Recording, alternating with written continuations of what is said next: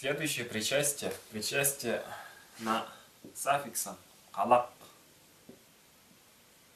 обозначает действие, которое еще не произошло,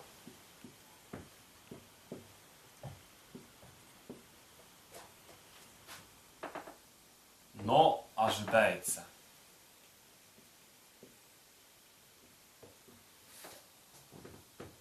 Чаще всего она употребляется со словами «арай», «амда»,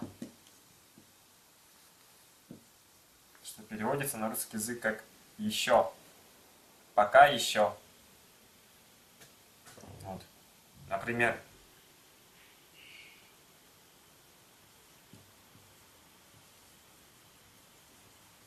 «эштерим», «амда», «келгелек».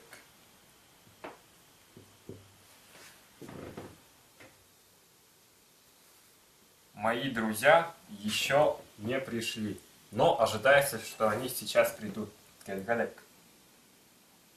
Звонкий вариант аффикса халак соответствует галак, келек, келек. Ну, в зависимости от гласной в основе. В данном случае келгалек. Мои друзья еще не пришли. В данном случае причастие играет роль сказуемого, еще не пришли.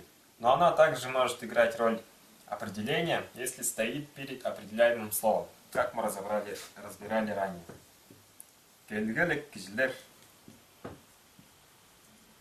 Кижилер — люди. Какие люди? Еще не пришедшие.